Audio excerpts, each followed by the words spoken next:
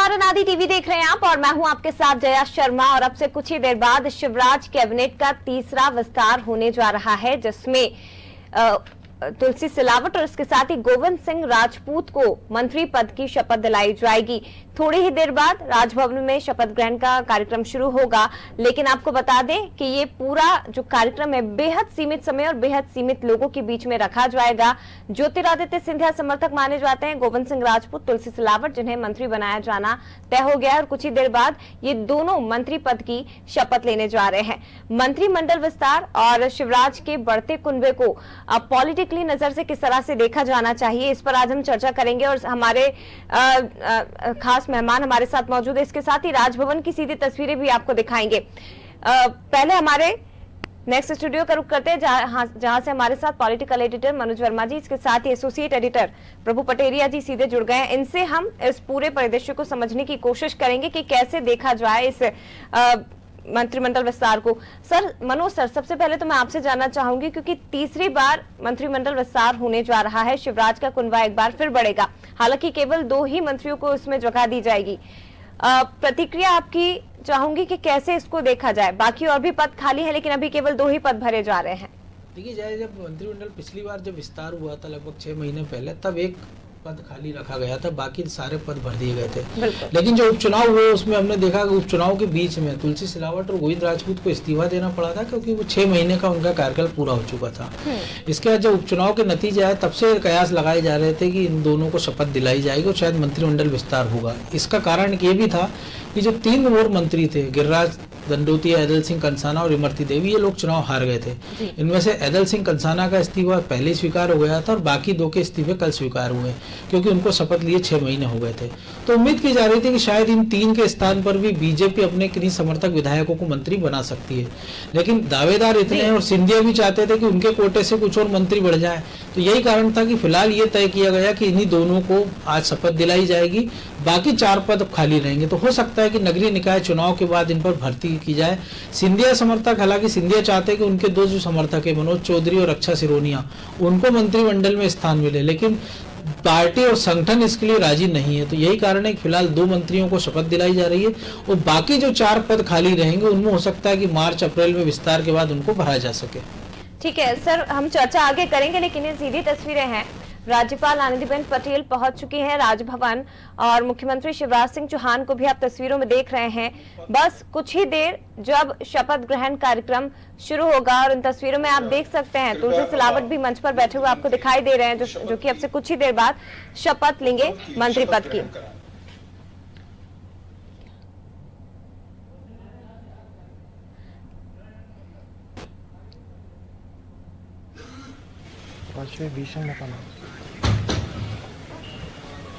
मैं तुलसीराम सिलावट ईश्वर की शपथ लेता हूं कि मैं विधि द्वारा स्थापित भारत के संविधान के प्रति सच्ची श्रद्धा और निष्ठा रखूंगा। मैं भारत के संप्रभुता, अखंडता और अक्षुण्ण रखूंगा।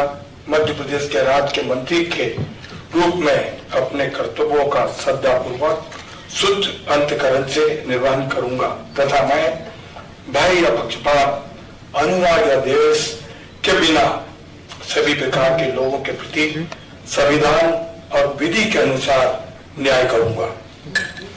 महोदय,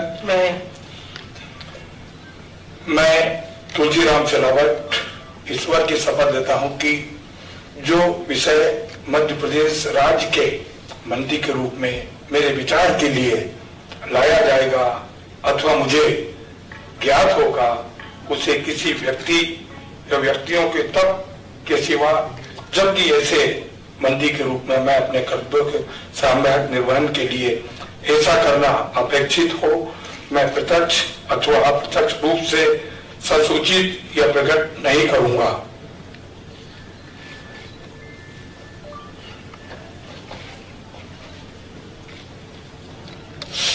महोदय, युक्त मंत्री श्री गोविंद सिंह राजपूत अपने पद तथा गोपनीयता की शपथ ग्रहण करने के लिए यहाँ उपस्थित हैं। महोदय, कृपया अब आप उन्हें मंत्री जी की पद की शपथ ग्रहण कराएं। मैं गोविंद सिंह राजपूत ईश्वर की शपथ लेता हूँ कि मैं विधि विभाग द्वारा स्थापित भारत के संविधान के प्रति सच्ची श्रद्धा और निष्ठा रखूंगा। मैं भारत की प्रभुता और अखंडता अक्षुण्ण रखूंगा। मैं मध्य प्रदेश के मंत्री के रूप में अपने कर्तव्यों का श्रद्धापूर्वक और शुद्ध अंतःकरण से निर्वहन करूंगा। मैं भय या पक्षपात, अनुराग या द्वेष के बिना सभी प्रकार के लोगों के प्रति संविधान और विधि के अनुसार न्याय करूंगा।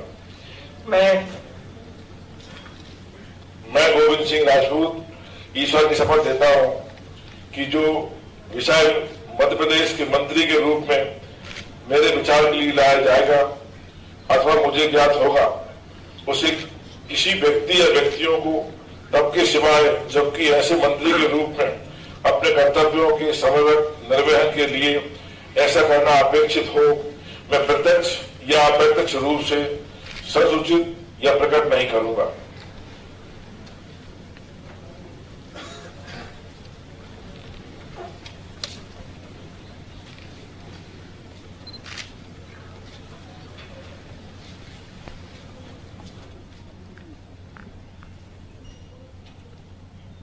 तो ये सीधी तस्वीरें आप देख रहे थे।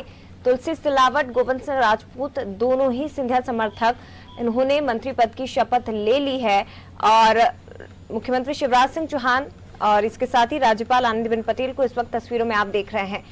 सीधी तस्वीरें राजभवन से इस वक्त आपको बता रहे हैं और मात्र ज्यादा समय नहीं लगा, कुछ ही देर का ये कार्यक्रम जहां मंत्री पद की शपथ इन दो विधायकों ने ली है। और आपको बता दें कि फिर से मंत्री पद की शपथ ली है, तीसरा कैबिनेट विस्तार ये हुआ है। पिछले साल 21 अप्रैल को इन दोनों को शिवराज सिंह चौहान मंत्रिमंडल में शामिल किया गया था, लेकिन तब वो विधायक नहीं थे और नवंबर में उपचुनाव से पहले 6 माह पूरे होने पर इन्हें अपने पद से इस्तीफा देना पड़ा था। और तो सीधी तस्वीरें आपको बता दें कि इसके साथ ही इस उपचुनाव में 3 मंत्री इंदर सिंह कंसाना, इमरती देवी, गिरिराज संडोतिया भी चुनाव हार गए थे, जिसकी वजह से उन्हें अपने मंत्री पद से इस्तीफा देना पड़ा था। हालांकि शपथ ग्रहण हो चुका है, तीसरा मंत्रिमंडल विस्तार, और सीधी तस्वीरें आपको इस वक्त दिखा रहे हैं।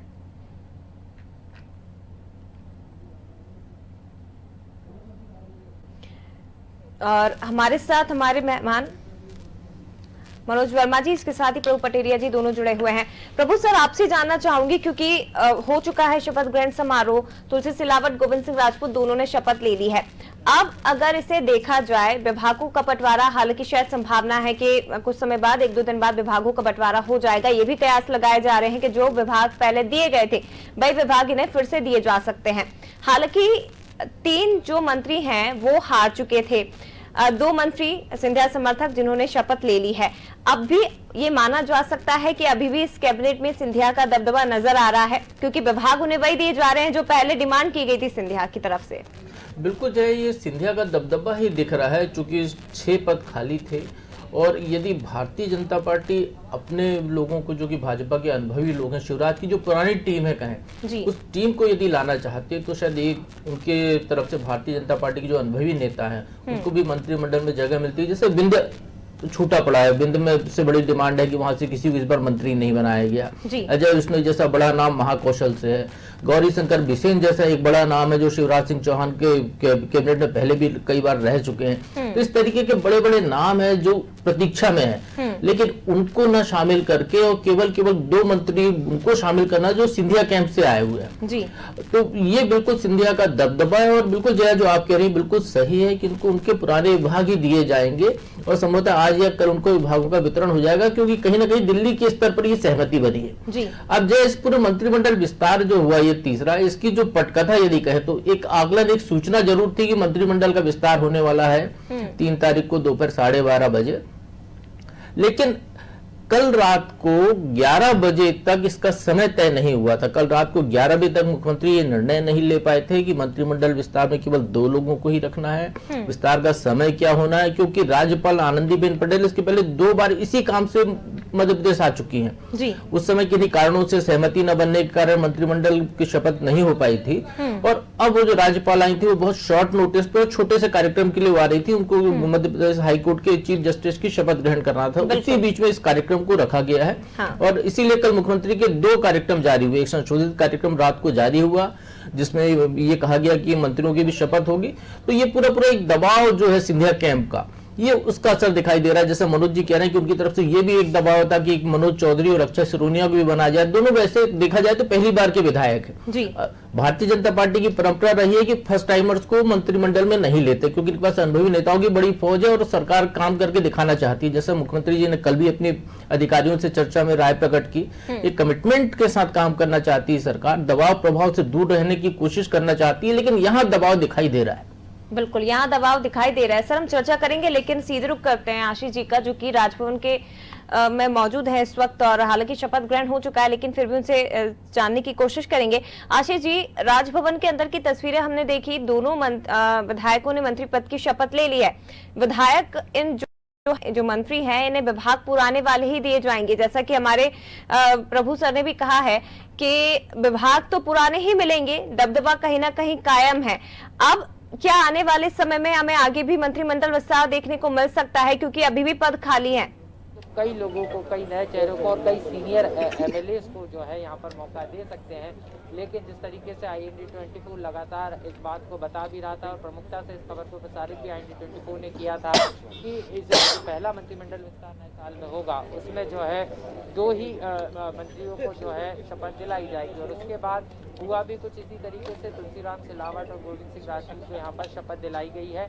और लेकिन अगर हम चुनौतियों की बात करें तो यहाँ से अब चुनौतियाँ जरूर बीजेपी के लिए शुरू होने आशीष जी मौजूद हैं और जिस तरह से कयास लगाए जा रहे थे कि 2 मंत्री शपथ लेंगे, उसी तरह से 2 मंत्रियों ने शपथ ली है, गोविंद सिंह राजपूत और तुलसी सिलावट ने। इसके बाद मुख्यमंत्री शिवराज सिंह चौहान और भी नेता थे, बीजेपी के वरिष्ठ विधायक थे जो दावा कर रहे थे मंत्रिमंडल में शामिल होने का और वरिष्ठ विधायक भी हैं। तो लेकिन ऐसे में केवल 2 नेताओं को, 2 विधायकों को मंत्री पद की शपथ दिलाई गई है। उपचुनाव के बाद नए साल 2021 में ये शिवराज सरकार का पहला विस्तार है। लेकिन इसके साथ ही अब बीजेपी की जो प्रदेश कार्यकारिणी आएगी, वीडी शर्मा जो जिसकी संभावना जताई जा रही है कि जल्द ही आ सकती है, तो उसमें किस तरह से सिंधिया समर्थकों की बात कर ली जाए या बीजेपी के वरिष्ठ नेताओं को एडजस्ट किया जाएगा, क्या इन सब पर सबकी निगाहें रहेगी? आशीष जी, कुल मिलाकर ये कहा जाए कि अब क्योंकि कैबिनेट का विस्तार हो चुका है तो कार्यकारिणी के गठन का भी रास्ता साफ हो गया है, या ये कहा जाए कि यहाँ भी कार्यकारिणी में हमें सिंधिया का दबदबा नजर आ सकता है?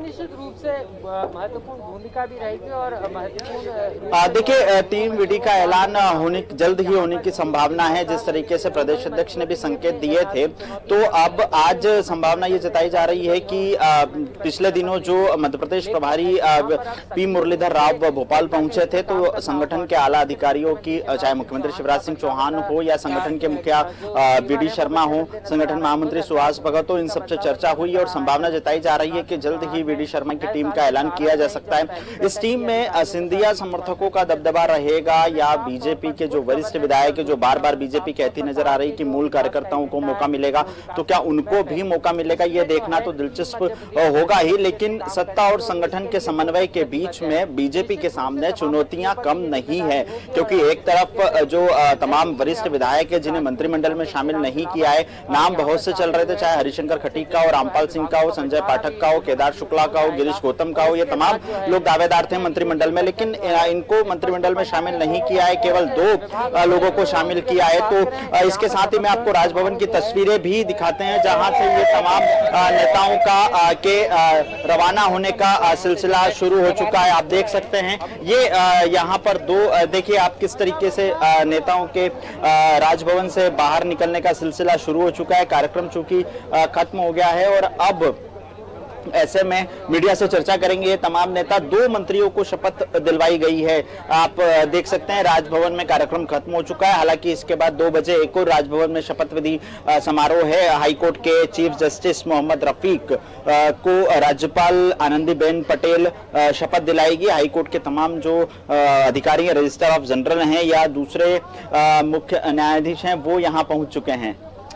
बिल्कुल, तो ये तस्वीरें आप देख रहे हैं, मीडिया का जमावड़ा लगा हुआ है और क्योंकि जिस तरह से संभावना है, जिस तरह से तस्वीरें आप देख सकते हैं, संभावना है कि शायद तुलसी सिलावट या गोविंद सिंह राजपूत ही इस गाड़ी में सवार होंगे, क्योंकि उनकी प्रतिक्रिया मंत्री पद की शपथ लेने के बाद बहुत ज्यादा जरूरी है। हालांकि अनादि टीवी से जरूर खास बातचीत की थी उन्होंने।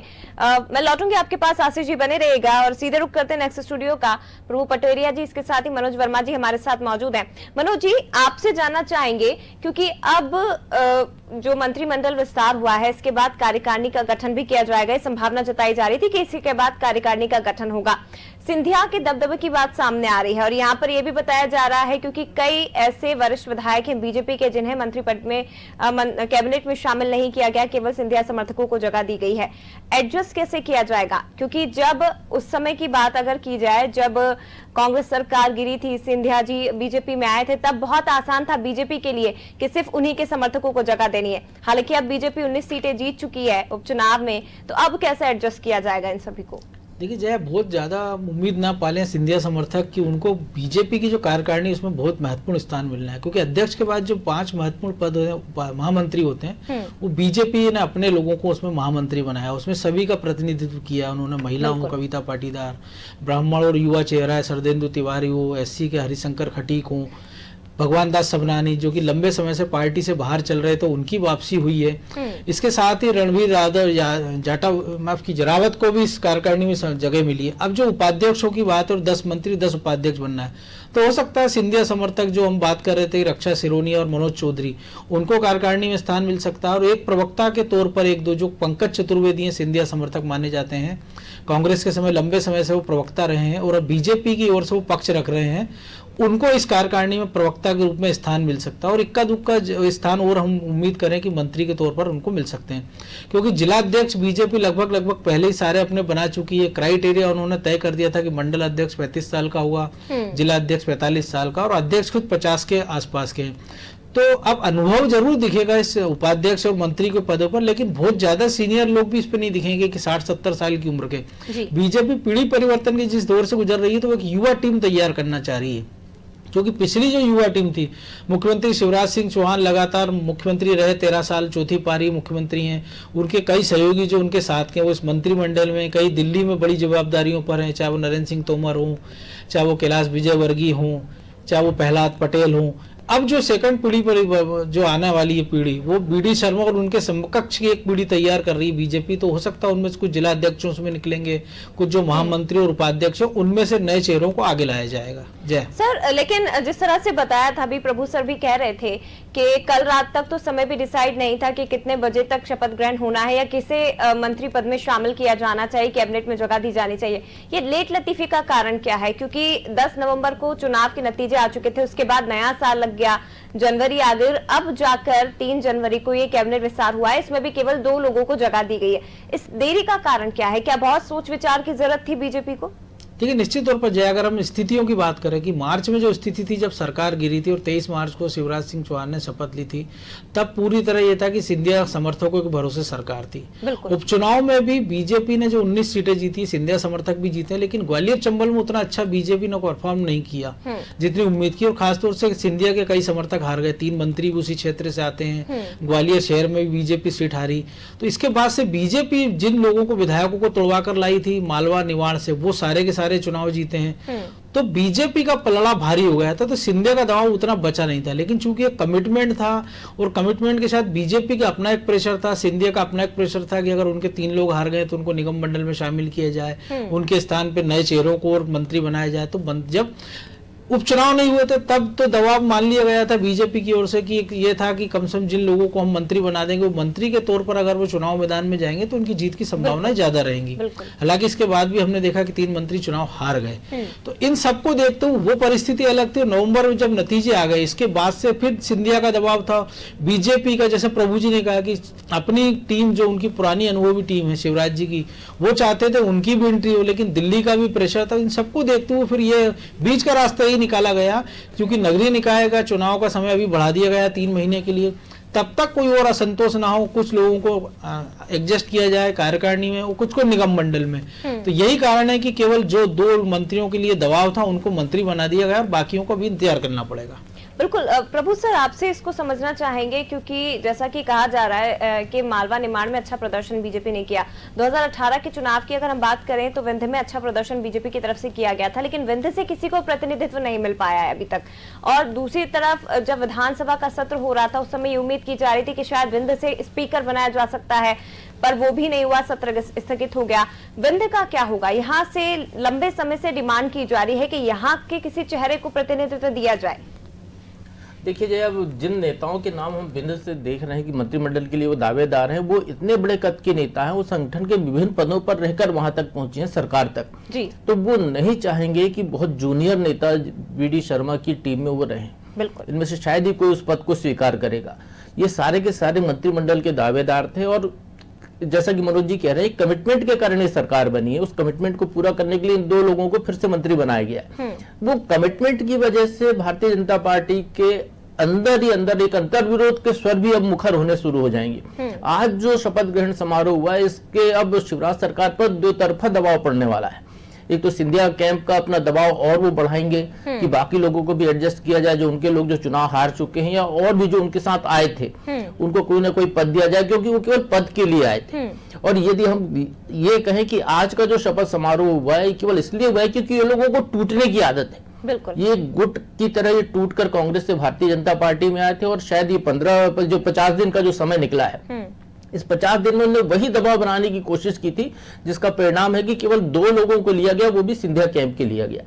तो ये जो दबाव की राजनीति सिंधिया कैंप से हो रही है, अब दबाव की राजनीति भारतीय जनता पार्टी के अंदर से भी होना शुरू हो जाएगी। जैसा आप बिंद की बात करिए, बिंद से स्वर अब और मुखर होंगे, पहले भी हो चुके हैं। बिल्कुल, अजय बिश्नोई जो पहले नाराजगी जाहिर कर चुके थे, अब शांत हो गए थे। उनको उम्मीद थी कि शायद अगले मंत्रिमंडल रिशफल होगा तो उनको जगह मिलेगी, अब उनकी आवाज उठेगी। गौरीशंकर बिसेन जैसे मैं कह रहा हूँ, जैसे संजय पाठक एक बड़ा नाम है जी, जो कि किसी जमाने में कांग्रेस में हुआ करते थे, टूटकर भाजपा में, और कमलनाथ सरकार ने उन पर उनके जो साम्राज्य को ध्वस्त करने की तमाम कोशिश की कि वो वापस कांग्रेस में आ जाए।